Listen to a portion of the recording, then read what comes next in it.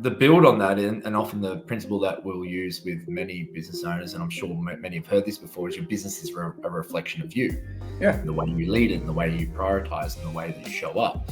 And so, if we just respect that, ultimately we will not be the answer to all things.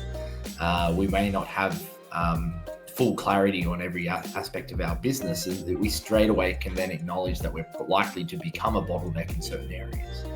And then the question is, well, where do I start to get smarter and creative about how I solve problems? Now, when we're really small, we can't go and hire a $300,000 engineer to work on this and a $200,000 head of HR. You just can't do that, right? It's just not how you would solve that type of problem. It's not how you would build the right strength around you. But to do that well is to be open in the first place, to know that you don't know everything. Thank you for joining episode 140. 100% of entrepreneurs will be the bottleneck in their business at one point, not once, but several times. The hardest bit? Identifying your being one. The easy bit, getting out of it. And that's all about self-awareness. Joining me from Australia is Brad Eisenhuth, the founder and CEO of The OutPerformer, a consultancy service firm dedicated to helping leaders evaluate, develop, and strategically attain their goals. We dive deep into entrepreneurial bottlenecks and the necessity of embracing them. Brad explains the nuances of leadership and how to align strengths with organizational needs. He also touches on the significance of self-awareness and the power of reflection in navigating your entrepreneurial journey, and how acknowledging bottlenecks can propel your business forward. While we are on the topic of bottlenecks, I've got the tool for you if you want to assess your own situation. It's called the Bottleneck Index. It's a quick and accurate evaluation tool to identify potential bottlenecks and their impact on your business. Plus, it offers practical solutions to help you overcome them. You can find the link to the Bottleneck Index in the show notes. And now, let's turn to our conversation. Brad and I met once to prepare this podcast episode, and we had a blast. So I'm very much looking forward to this conversation. No pressure, Brad. Welcome to the podcast. Thanks, Loren. That was a very lovely introduction. I appreciate it. We did have a blast. Every time I've had a chat to you, just before this podcast, first preparation. It hasn't been a long relationship, but it's been fun. It did. All right. So, but going back to that first meeting, my show is about the entrepreneur bottlenecks and cracking the entrepreneur bottlenecks, of course. You said something that I had not heard before. You said, and I quote, bottlenecks are necessary. Now, do you remember why you said that? I do remember why I said it. It's. Do you want me to explain my theorization? Okay. Bottlenecks aren't nice to have. In some cases, they are very painful to have in your business. But they're necessary because we do need a sense of order and structure as our businesses change and evolve, right? So let's consider, if we just really simply theorize this, when you start a business, you might have one person. You are the bottleneck. you have documented a strategy. Everything focuses around you. It's necessary because you have to be at that point and work through and navigate to the next stage, which is now I have a product market fit, and I have some sort of product or service I'm going to bring to the market, and I'm going to need people and resources and different ways to bring that to life. And so as we evolve, we'll just always identify a next problem, a next bottleneck, a next evolution of our organizational business. And when we accept that those bottlenecks are necessary and they are likely to present themselves as a result of many things, such as, the environment around us changes, and all of a sudden something that was more was quite efficient is no longer efficient, right? Mm-hmm. We saw a lot of that in COVID. COVID forced us to redesign many of our businesses and the way we attack the market or way we attack ways of working. If we think about as a business grows, naturally there will be certain functions that need to be broken into parts. The first HR manager for most organizations is a jack of all trades.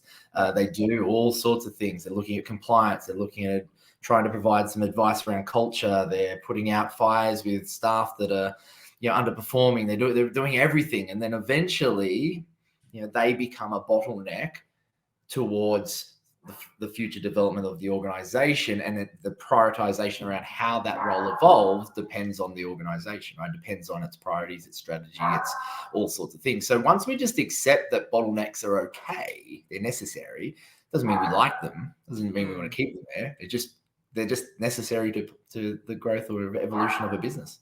Right. It's a natural growth of a business. That's what you're saying. It's part of it. And even if we're not growing, it's going to happen. Right. Because if we're not growing, well, we might find that we create a service. We've simplified our business. We have removed as much friction as possible. We might have even hired a CEO, and we're now the chairman or chairwoman of our business. But that business is forever evolving and needing to improve itself to remain relevant in a changing ecosystem and changing marketplace. So even if we don't grow, even if we decide that our objective is to maintain the same profit level, the same income, by virtue of the fact that things around us will change, new bottlenecks will start to evolve. Yeah. It just depends on why that would happen. What sort of bottlenecks do you help your client with? I mean, the most common ones. Oh, it's a big question. One of the luxuries I've had, and I've really enjoyed this about our practices journey, is that we've worked with corporates and we've worked with SMEs, and they do have subtly different concerns, naturally, because of the resources available to them and the way that their cultures and environments need to develop to maintain a bit of stability at the big end of town, and obviously in the smaller end, the ability to be resourceful around solving problems with a lack of resource, right? So if I look at the bottlenecks that you'll often see in large organizations, this is around lack of alignment, right? This is around silos that get created between departments. And they fight against each other. That, or we're not clear on how we pull together towards the same direction, or we're not clear on priorities and the message and the distribution of the message from the strategy and its plan, and how that all goes throughout the organization or cascades through the business can just be a bit clunky, right? And so there's different bottlenecks start to evolve around how information gets transferred, how we communicate and collaborate, how we solve problems in a more innovative way, particularly when things aren't working as well as they could or as smoothly as they could. And that's, again, going back to my point before, that these things are always a process of prioritization and evolution. I think at the smaller end of town, and this is what we're really enjoying, because over the last few years, we've been working a lot with founder owners and helping them through their development as I guess their business advisor. We've got a team that does that, but that's a different beast, right? Often the first bottleneck you want to look at is the owner, the founder. They will create bottlenecks or complexities in their business because of their own bias more often than not. Right? Where do they feel more comfortable? What do they believe is true about the best way to solve a problem? And that comes down to, well, they'll bring their own life experiences to the table and the way they've done things before and the way that things have worked historically. And so this pattern of doing certain things very well can also lead to doing other things not so well. Yeah, and happens quite a lot, where that's the strength of an entrepreneur is also sometimes their greatest weakness. Yeah, that's really, really interesting, because this is really my experience, the experience that I have with entrepreneurs. Because they are my clients, they become the bottleneck. And what I see a lot is most of the time, once you know you are the bottleneck, it's easy to get out of it. Right? Yes. You just make a plan. The most difficult part is about finding out, realizing that you are the bottleneck, and acknowledging that you are the bottleneck. Because it takes a lot of self-awareness. And that's what you're saying. Like when you're talking about bias, they have to realize that they are bringing their own bias into how they run the company, and that's all about emotional intelligence, self-awareness, isn't it? Totally. Yeah. Look, I think that's very true. And the build on that, and often the principle that we'll use with many business owners, and I'm sure many have heard this before, is your business is a reflection of you. Yeah. And the way you lead it and the way you prioritize and the way that you show up. And so, if we just respect that, ultimately we will not be the answer to all things. We may not have full clarity on every aspect of our business, and we straight away can then acknowledge that we're likely to become a bottleneck in certain areas.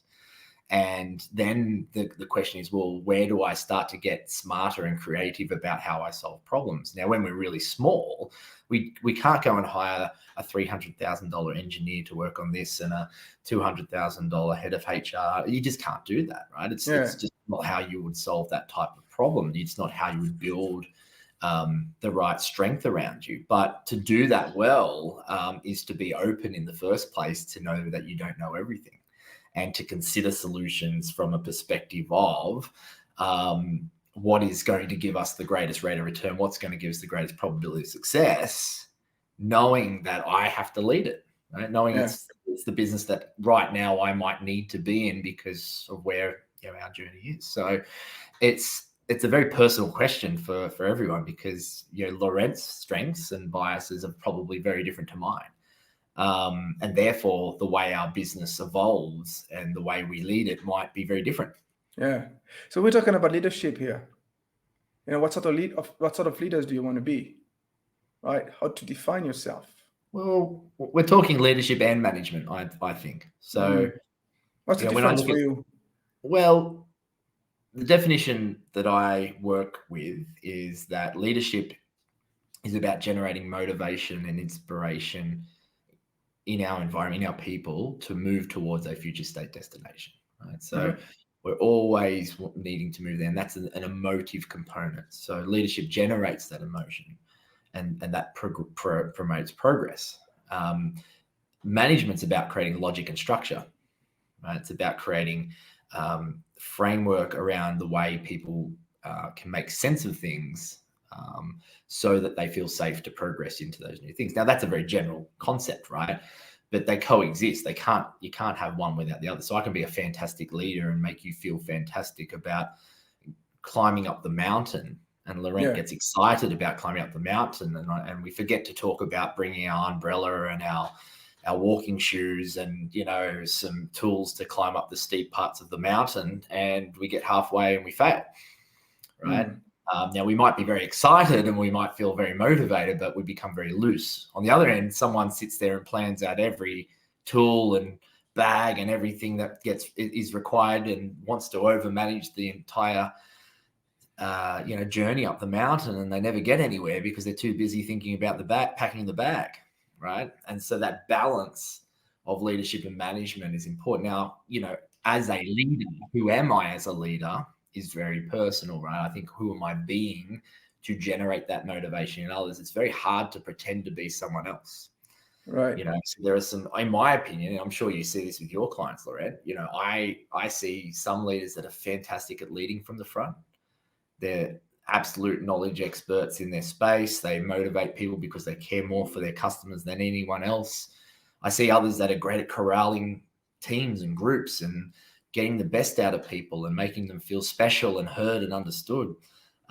Yesterday I had a podcast on my side with, in Australia, the founder of Australia's largest privately owned recruitment group, and I had the pleasure of working with that business for a while. And I've seen how the founder and his core partners have lived being their best selves, being who they naturally are anyway, and almost amplifying these strengths in the three of them, the three partners and the one particular founder, who ultimately didn't need to be anything more than just who he is, and just live that to a stronger way, right?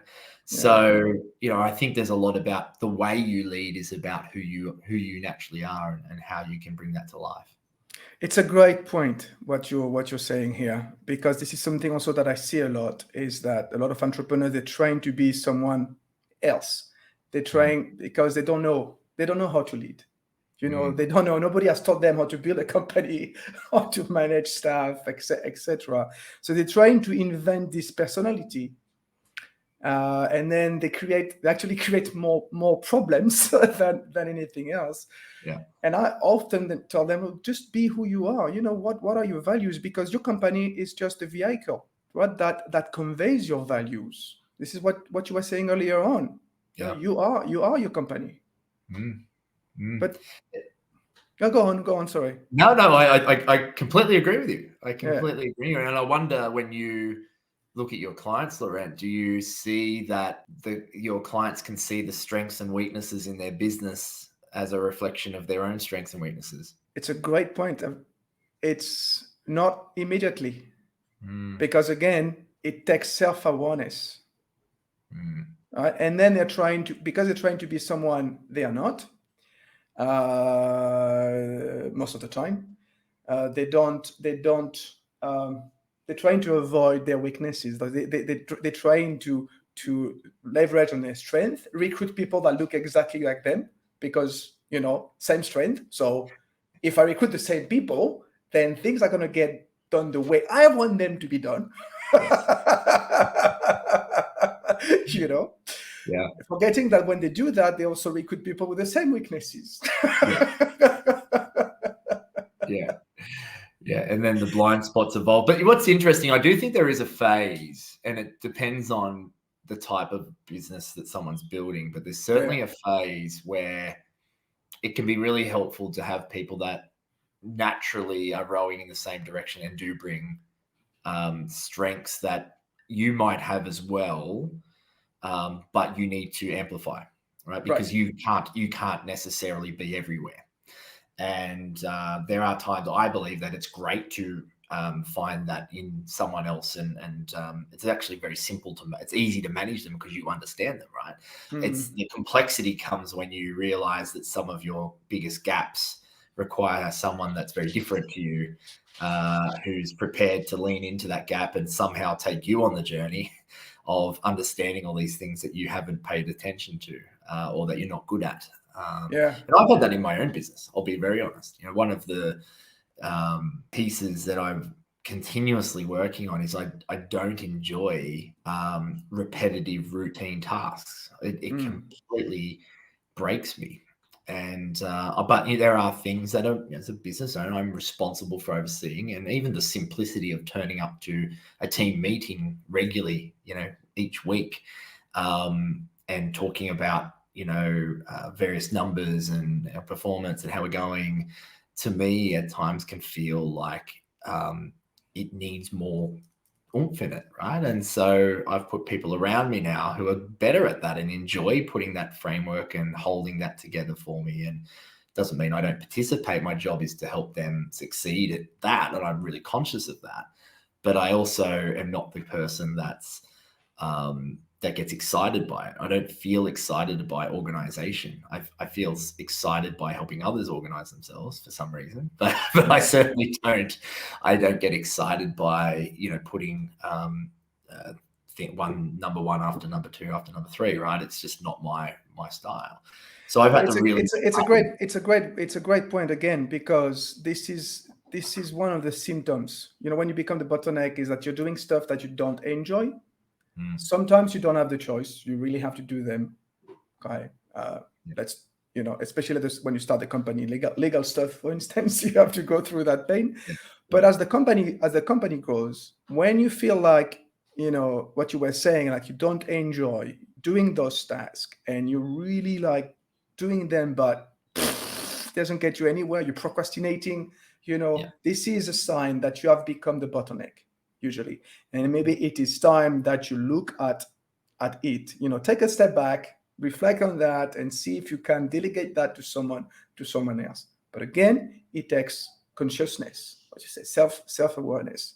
Yeah. In your case, you were able to understand that. But yes, for some entrepreneurs, it's very difficult because it's difficult to let go. Well, yeah, it can be very difficult to let go, and there's a degree of perfectionism in some people, and I think perfectionism can show up in, it may not be you're holistically, are you a perfectionist? Maybe not, but in certain areas you have a really strong belief system that you want everything to be accurate, right?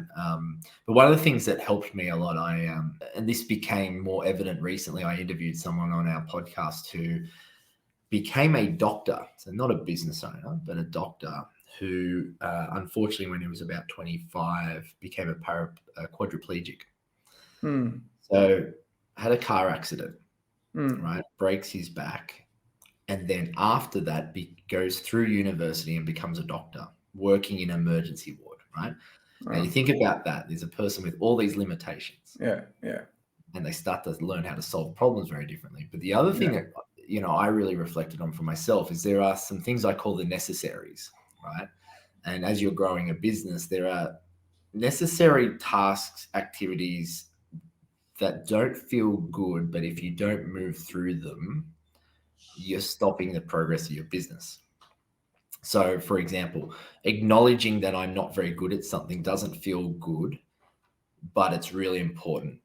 And then on top of it, acknowledging then that I'm not good at it, I have to keep doing it while I then decide to outsource it or delegate it or redesign that process is another effort. And that's necessary.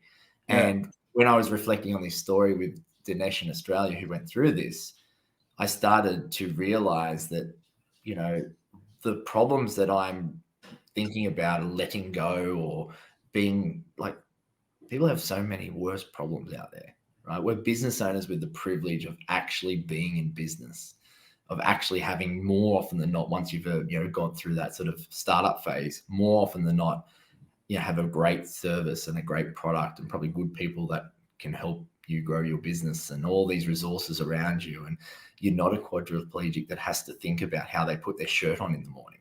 Right? More often than not, I'm not saying every one of your listeners will have this problem, but it really resonated with me that it's okay just to be okay with it and just see it as a necessary part of the journey. And I got really comfortable with myself, but I think for others, it can be really helpful to when you compare what it feels like to let go, to actually compare it to something that's, sometimes we take for granted. It's letting go is actually easier than you think. Indeed. How much time do you spend reflecting on your journey? I try not to reflect on the past. I try to reflect on where I'm going in the short term and, where I'm going next. So I think going back to my past, isn't always that helpful simply because, I have gone through that phase of my life where I've reflected on who I am and why I do what I do and what my biases are and why they've come out. Where I get to now is, well, knowing who I am, why am I looking at this in a certain way? What am I looking at the next couple of weeks or the next few months? And how might I need to show up differently, or how do I need to attack this in a way that's sensible, right? And I'm much more conscious of that these days. Before, I would have gone into situations, and it's funny because I work with clients on this, but I still have my own biases and behaviors that I have to manage. But I would have gone into the past, say, well, I'm a bit, it's all in my head.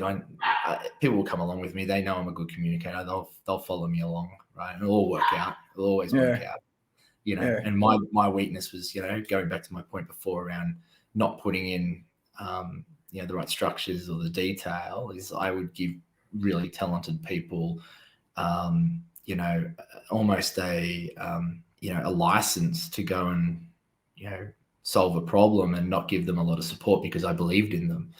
And I'd often find that they wouldn't kind of live up to the expectations that I had. And there was a little bit of misalignment, and that led to them letting me down or letting the situation down. And not every time, not all the time, but I'd notice it from time to time. And it came, my biggest learning in that was just being more sensible about planning, with people and being more specific about the logic and the support that they require, which it might be unique to them.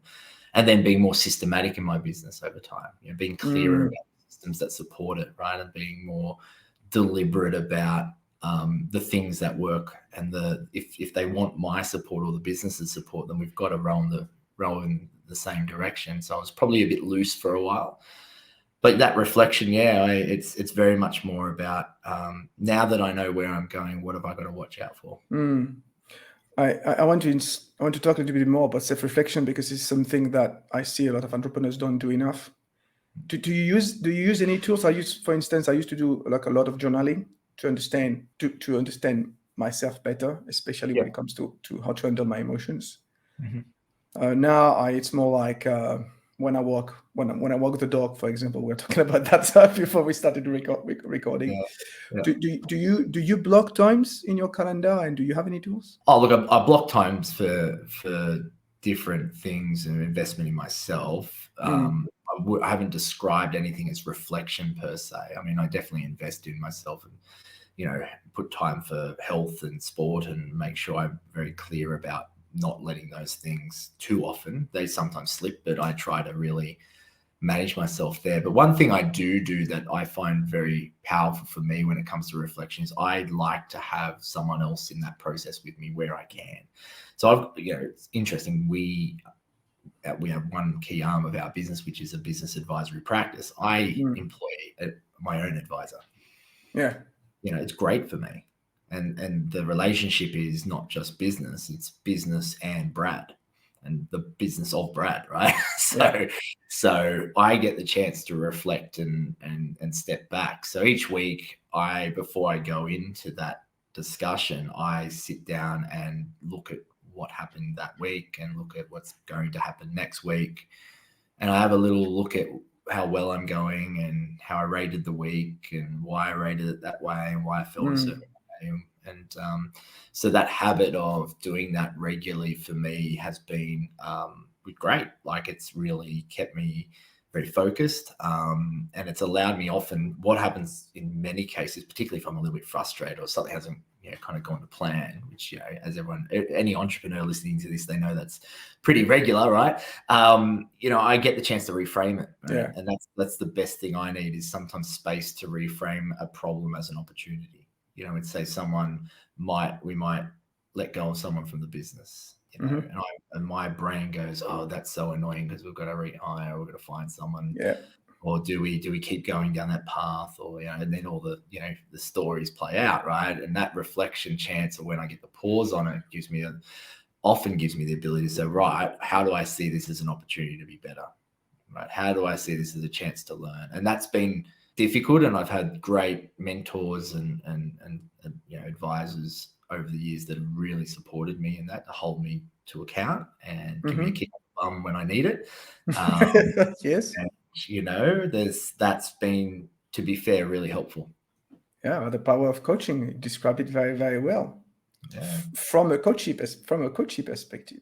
Exactly. Yeah. Well, one of the other things, I don't know about you, Lorette, but I find it very hard to sell something I don't believe in. Right? Yeah. So if I believe in it, I should be using it. And so I think it's been 6 years I've had someone in that role. Very nice. Thank you for sharing that. I always enjoy when people talk about coaching or mentoring or advising, whatever you want to talk. Whatever you want to call it, to call it. But it's more, you said it's to talk about the business and Brad. I think it's more to talk about Brad first and then the business. Yeah. Oh, look, I'll be honest. There are times where working on Brad too much is just that it's, I've done the work, right? I've just got to push on, and I can't.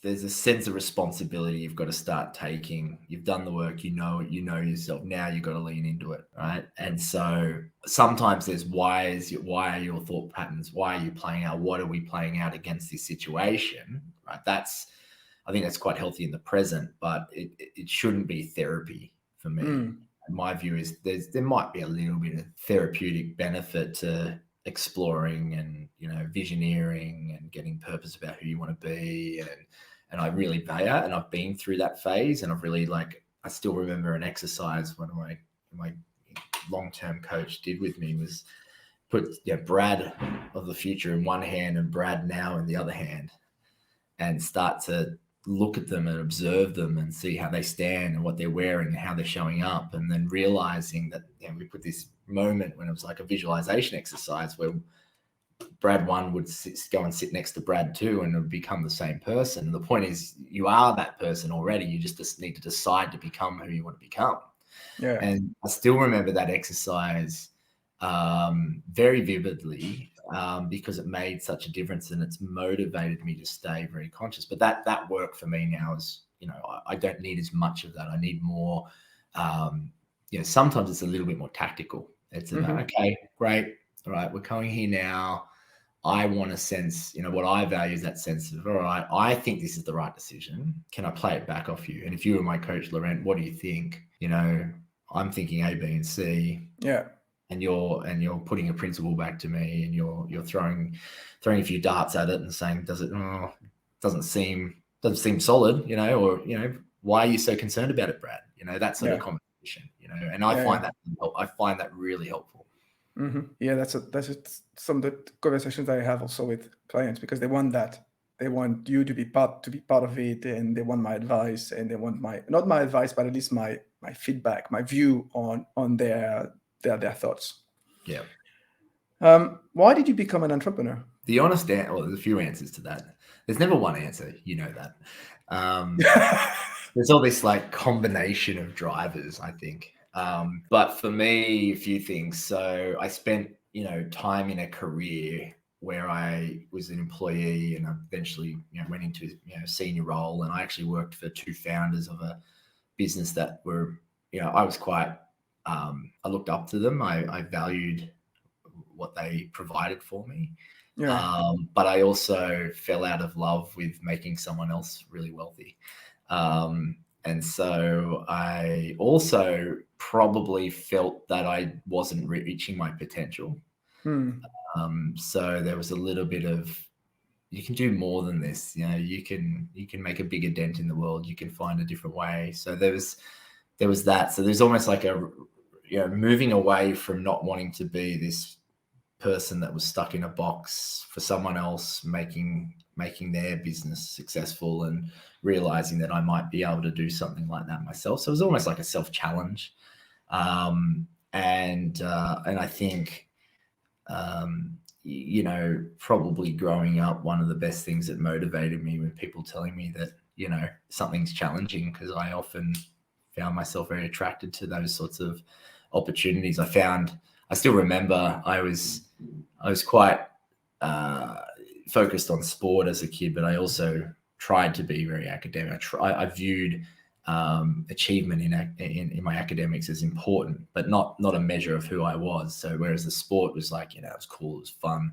I ended up doing very well, and had a great time in my sporting career. But one of the teachers said to my parents, they said, I don't think Brad should do, in Australia it's called 4-unit maths, or extension 2 maths, which is basically the highest level of maths in high school. And basically said, look, I think he's got too much on his plate. I don't think he should overwhelm himself. Right. And as soon as they said that to my parents, my dad said, look, Mrs. So-and-so said this to you. I said this about you. How do you feel about it? And I said, well, if that's the case, I'm doing it. Just because. I'll tell you what, I'll prove it wrong, and I'll tell you what, I'll probably top the class. So I was proud enough that sort of stuff for some reason motivates me. And I there's probably reasons in my childhood that I needed to prove myself or whatever. And there's moments of experience that shaped that in me, and maybe there's a bit of my DNA that makes me that way as well. But I just, that's who I am. So being an entrepreneur has been a lot about achievement, about realizing my identity, about making a dent in the world, about not being boxed in, about being able to use my creative juices, about being able to, make something of life. And how was the OutPerformer born? Well, the OutPerformer started as, to be fair, a bit of a disaster. Okay. it was a great idea that didn't get off the ground, but basically I was working with a lot of CFOs in my previous job, and I had seen a massive gap around mentorship and around the development of people in corporate environments or employment environments, right? They just solved problems around their career development in a very strange way. They would wait for things to happen for them. They wouldn't use any entrepreneurial spirit. It would almost be a case of ticking a box and assuming that things will happen. And that's not how great careers work. I ended up writing a book on that, when I was in my job, looking at the development of becoming a CFO. So I decided to, create a platform where people could get introduced to CFOs or other senior executives as mentors. And I focused on this particular niche, and that platform would allow you to get access to, interviews and discussions that we'd have each week with these people, and you'd be able to be, you tap them on the shoulder, and they'd be open to having a handful of mentors, and had all these fantastic things. And of course, that back then, building a platform was extremely expensive, and we had a few challenges, and I went out and started with a business partner who decided 3 or 4 months after we went live that it was all too hard to be an entrepreneur. And we had some investors, and I sat down with them, and they said some words to the effect of, well, if he's still here and involved, we're not putting another cent in, we're not supporting you. And I said, I'll tell you what, I'll turn this thing into a high cash business. I reckon I could build a consulting business. I've got lots of relationships. I'm very passionate about solving some of these problems. I know people have these particular problems. They're very open with me about them. I've got relationships that in the consulting and facilitation space. I'm gonna pay you back. That's what I said. So going back to the challenge, my view was, you, from an integrity point of view, you've backed me. I'm not going to let you down. Now, that in hindsight, that was probably silly, because I could have just walked away and started again and not paid them back and just start another company, but I didn't. And I had a bit of an attachment to doing what I thought was the right thing. And all of a sudden, I put my mind to it, and I went out and spoke to people. I said, instead of seeing me as a consulting practice, I want you to see me as someone that can facilitate, a great solution. I've got contacts, and I know a lot about these problems. I've been in this space for a long time. How about we look at the problem differently? And got to go with some very high-profile organizations. And one of them, but at the time, was we did it wasn't a huge piece of work. We did a piece of work with PepsiCo down in Australia. And that particular project landed us getting the Education and Training Program of the Year down here in Australia for that piece of work. And all it was based on was this idea or notion that when you introduce learning and development, your goal is to help someone change their performance. That's why you help them learn, right? Yes, of course, it's great stimulation, and it's great for them to retain information and knowledge, but your goal is to help them change. So really what we want to do is, instead of seeing this as a workshop or something to learn, we see this as a series of moments to change our performance. And we applied it against this particular scenario or capability we're looking to develop, and we called it agile learning, right? So what's the way that you would attack this problem? And now, if we attack it this way, what are we learning, and what else do we need to learn now to continue evolving towards this great sort of high performing state? And so as a concept, it kind of landed, and that's why we started to transition into change consulting, right? We moved into this idea of changing performance of a situation, because all of the foundational components around human behavior changing, leadership and management, and ultimately, fixing the things that aren't working that support that whole infrastructure changing. So we got really good at that very quickly. It's funny, right?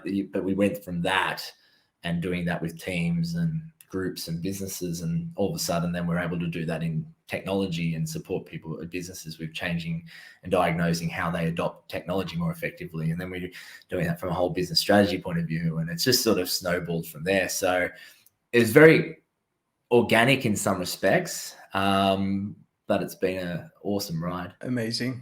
All right, it's time for my favorite question. I always end up the podcast with this question. If you take all your experience and you summarize it into one practical recommendation for other entrepreneurs, what would it be? Prioritize leaning into the thing that is most painful. Okay, now you have to explain a bit more.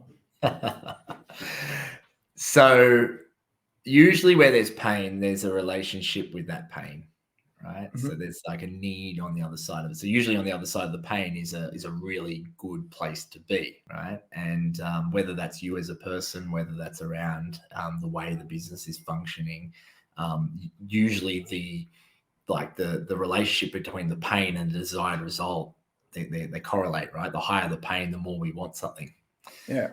So when you notice that pain and you're getting frustrated, or you've got some sort of emotional response to it, you're feeling either really anxious or really annoyed or really concerned about it, that's telling you need to lean into it, and you've got to get close to it, and you've got to understand it, and you've got to care about it, and you've got to make it your friend.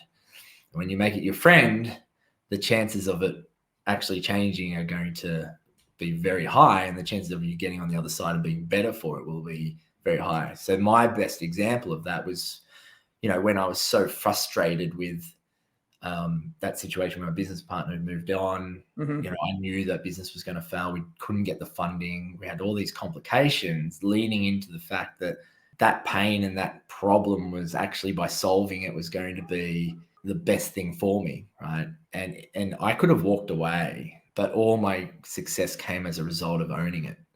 Yeah. If I look at every time we've gone through a little growth phase, it's been leaning into the thing that felt scary or felt painful or felt annoying, right? So that's my version of it. If I bottle up my experiences, it's possibly not the only piece of advice people need, but it's just, for me, it has been really powerful. I can hear the sports person in you talking.